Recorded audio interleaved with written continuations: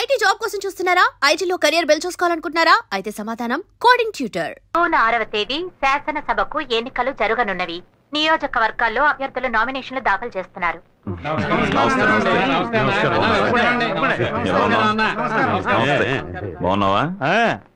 అన్నా, మూడోసారి మన నియోజకవర్గంలో నిలబడుతున్నావు. ఇప్పుడు నేను చెప్తున్నాను, ఈసారి కూడా నీదే గెలుపు. నోర్మయ్యా, పెద్ద తెలిసినట్టు మాట్లాడుతున్నావు. ఈయన ఇప్పుడే నామినేషన్ దాఖలు చేసి వచ్చాడు.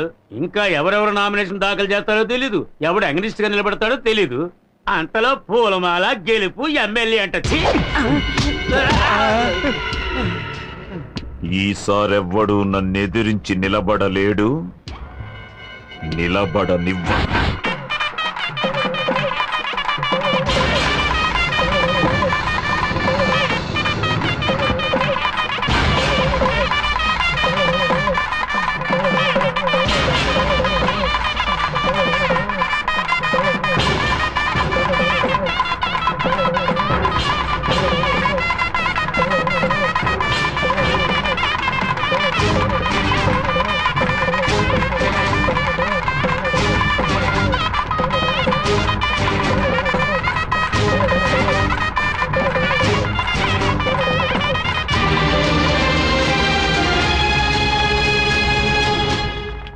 అయ్యా నమస్కారం. నమస్కారం.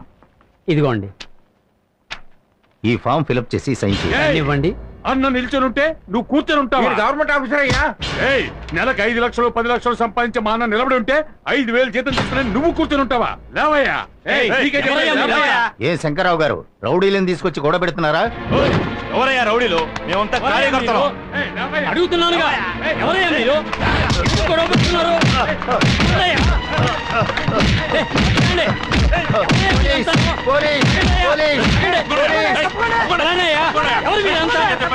ఏ శంకర్రావు, నువ్వు ఈ ఎలక్షన్ లోని కాదు, ఏ ఎలక్షన్ లోనూ నిలబడలేవురా.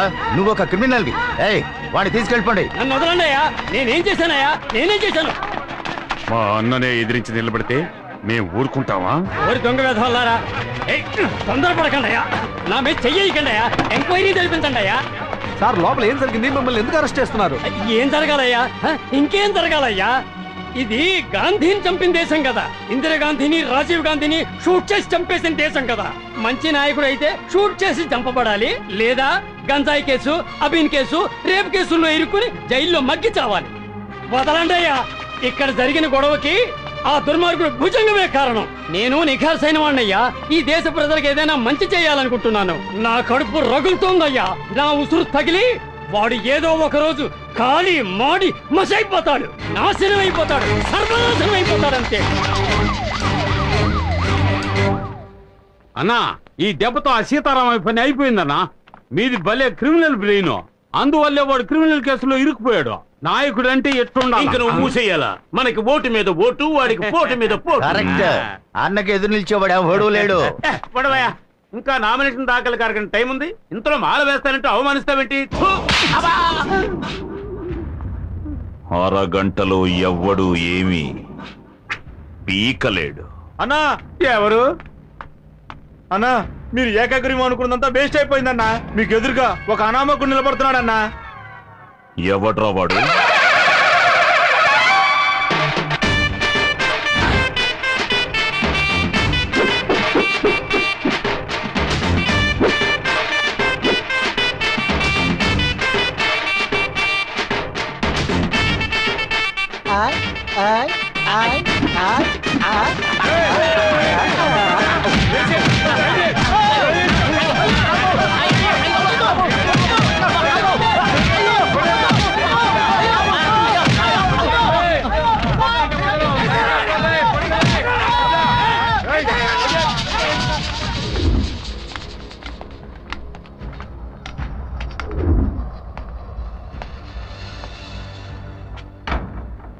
మహామహా రాజకీయ నాయకులే మాతో పెట్టుకుని దిక్కు దివాణం లేకుండా పారిపోయారు. గొట్టంగాడివి నువ్వు మా అన్నయ్య మీద పోటీ చేస్తావా? నువ్వేదో గెలిచేస్తామని మేమేం భయపడ్డం లేదు. నీలాంటి కోన్ కిస్కాగాడు మా అన్నయ్య మీద నిలబడితే అది మా అన్నయ్యకే అవమానం. నామినేషన్ దాఖలు చేయడానికి ఇంకా 3 నిమిషాలే ఉంది.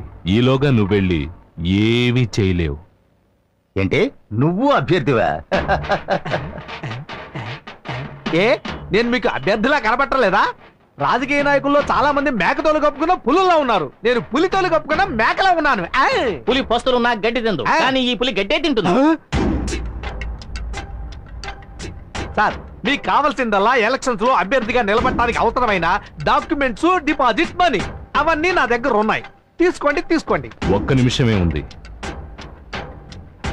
Thank you sir. టైం అయిపోయింది. ఇప్పుడే టైం మొదలైందిరా. రే పిచ్చి వెధవాలరా, నామినేషన్ ఫైల్ చేయడానికి వచ్చిన అభ్యర్థిని వదిలేసి తోడుగా వచ్చిన నా చుట్టూ ఎందుకు తిరుగుతున్నారు? తోడుగా వచ్చావా? మరి అభ్యర్థి ఎవర్రా?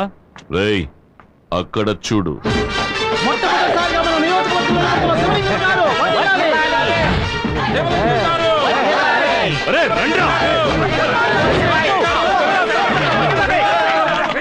ఓం శక్తి, ఓం శక్తి, ఓం శక్తి. ఈ ఈశ్వరి గారిని నమ్మి ఎలక్షన్స్ లో నిల్చున్నాను. అమ్మా ఈశ్వరి, నువ్వే నన్ను గట్టెక్కించాలి.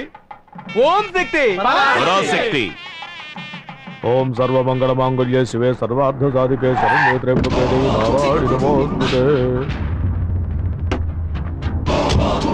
అయ్యో,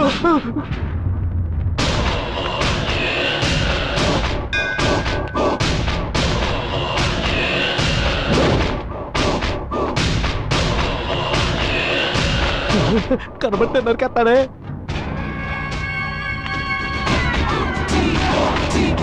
అన్నా ఏంటన్నా మీరు చెప్పులు వదులుతున్నారు?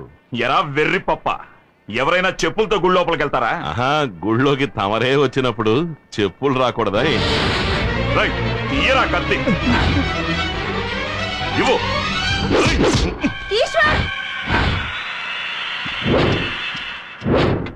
ఏంటిది మరి చిన్నపిల్లలాగా? నరకడానికి ముందు ఒకసారి అటు చూడండి.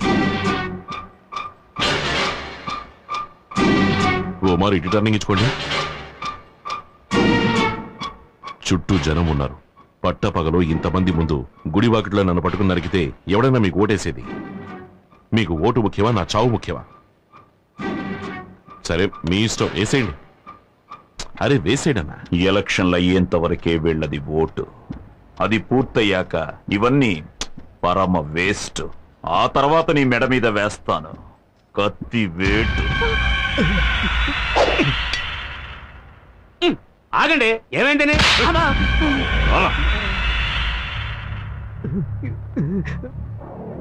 చూడు ఈశ్వర్, నామినేషన్ దాఖలు చేసిన దగ్గర నుంచి ప్రతిరోజు చస్తూ బతుకుతున్నాను. ముందు మనల్ని ఉప్పు పాత్ర వేసి ఎలా ఉన్నారు. ఇటువంటి పరిస్థితుల్లో రాజకీయ నాయకులు 30 ఏళ్ళు 40 ఏళ్ళు ఎలా ఉంటున్నారో తెలియట్లా. అందువల్లే వీళ్ళకి విగ్రహాలు పెడుతున్నట్టుగా ఉంది. వాళ్ళ సంగతి అటుంచి వెనక్కి తిరిగి చూడు, అమ్మ ఎలా నుంచుందో. ఓం శక్తి, ఓం శక్తి, ఓం శక్తి. అమ్మా అన్నపూర్ణ, చూసిన నాకే కాళ్ళు చేతులు చల్లబడిపోయాయి. కన్న తల్లివి నీకెలా ఉండుంటుంది? ఆ దుర్మార్గుడు కోపంలో కత్తితో వేటేసుంటే నీ బిడ్డ అన్యాయంగా చచ్చిపోయేవాడమ్మా. అన్నపూర్ణమ్మ, నేను మాట చెప్తాను, వింటారా? చెప్పండి. నా చెల్లెలి కూతురు సీతాలక్ష్మి మీకు తెలుసు కదా. దాని మొగుడు రోజు తాగొచ్చి దాన్ని తిట్టడం, గొడ్డును బాదినట్టు బాధడం, అలా నానా చిత్రహింసలు భరిస్తూ చస్తూ బతికేది. ఓ రోజు చచ్చిపోవాలని నిర్ణయించుకుంది. అప్పుడు వాళ్ళిద్దరూ ఒక స్వామీజీ దగ్గరికి వెళ్లి కలిసి వచ్చారు. ఆ స్వామీజీని చూసిన తర్వాత అతను పూర్తిగా మారిపోయాడు. కేవలం 1 నెల. అరే సీతాలక్ష్మి మొగుడు ఇతనేనా అని ఈ ఏరియా వాళ్ళంతా పొగడ్డం మొదలెట్టారు. మీరు కూడా ఒకసారి ఆ స్వామీజీని కలిసి రండి. మీ అబ్బాయి మారతాడు, మీకు మనశాంతి లభిస్తుంది. ఆ స్వామీజీ పేరు? గురూజీ. ఎక్కడుంటారు? శ్రీశైలంలో ఉంటారు. ఇప్పుడెందుకు మా ఉన్నటువంటి శ్రీశైలం రమ్మంటున్నావు? తిరుపతికి వెళ్ళొచ్చాడు, కాళహస్తికి వెళ్ళొచ్చాడు. ఇప్పుడు ఉన్న బలంగా శ్రీశైలం రమ్మంటే ఎలా వస్తాడు? ఇప్పుడు తీర్థయాత్రలు ఎందుకు? ఉన్న ఊళ్ళో తిరగడమే కుదరట్లేదు. నోరు మూయండిరా. ఏమైందిరా? నువ్వు పద, ఇప్పుడు వెళ్ళి రేపు సాయంత్రానికి వచ్చేద్దాం. పద. నేను చెప్పేది కాస్త కూర్చోవయ్యా, నీ మానం నువ్వు వెళ్ళిపోతున్నావు. నిన్ను నమ్ముకనే ఎన్నికల్లో నిలబడ్డాను. నువ్వు మీ అమ్మ మాట విని శ్రీశైలం వెళ్తే నేను బొచ్చె పట్టుకొని హిమాలయాలకు పోవాల్సిందే. కొంతమంది మనశ్శాంతి కోసం హిమాలయాలకు వెళ్తారు, వీడు శాశ్వతంగా హిమాలయాలకు వెళ్తాడు. సందు దొరికితే చాలు నన్ను పంపించేయాలని చూస్తున్నావు. నువ్వే ముంచెట్టున్నావు. ఇలా చూడు ఈశ్వర్, ఎలక్షన్ పనులు చాలా ఉన్నాయి, నువ్వు బయలుదేరు. అవును గురు, పోదాం పద. ఆగరా, కన్న తల్లి కంటే నీకు వీళ్ళు ముఖ్యం. మొదలెట్టారా బాబు? అమ్మా, ఇప్పుడు నువ్వు నాతో వస్తావా రావా? ఇలా చూడమ్మా, ఎలక్షన్ అయ్యేంత వరకు నన్ను వదిలేసి, ఆ తర్వాత నువ్వు ఎక్కడికి పిలిచినా నేను వస్తాను, సరేనా?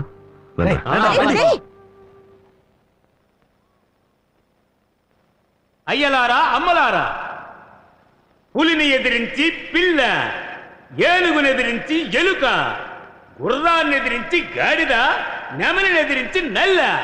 విషయానికి రావయ్యా. ఎవడు అదే నోరు మూసి కూర్చో. నెమలి పురి విప్పుతుంది, మరి నల్లి అన్న మన నియోజకవర్గంలో నిలబడడానికి ఉన్న ఒక ఇంటిని అమ్మేశారు. అన్నని ఎదిరించి నిలబడుతున్నాడే ఆ డుబాకోరు, వాడేం అమ్ముతాడు రా? ఆ జంతికల బఠానీలు జంతికల బఠానీలు జంతికల బఠానీలు బఠానీలే జంతికలే. ఏందన్నా అభ్యర్థి బఠానీలు అమ్ముతున్నాడా? జంతికల బఠానీలు జంతికల బఠానీలు జంతికల బఠానీలే జంతికల బఠానీలే. బఠానీలు అమ్మేవాడిని నిలబెట్టాడు ఆ ఈశ్వర్ గాడు. ఎంత మెంటల్ అన్నయ్య అటు చూడు. కాఫీ కాఫీ కాఫీ సొంటి కాఫీ కాఫీ కాఫీ సొంటి coffee coffee coffee coffee coffee coffee బఠానీలు బఠానీలు బాబా బఠానీలు బఠానీలే. కాఫీ కాఫీ కాఫీ సొంటి కాఫీ సొంటి కాఫీ కాఫీ కాఫీ. మీరు బఠానీలు అమ్మచ్చు, సొంటి కాఫీ అమ్మచ్చు, కానీ మా అన్న ఉన్న ఒక్క తోటని అమ్మేసి ఎన్నికల్లో నిలబడ్డారు. రేపు మా అన్న ఏర్పాటు చేసిన డాన్స్ చూసి మీరు అదిరిపోతారు. రాజు కోటలోన కొలువయుండే అమ్మల్లారా, మా ఊరి రాజా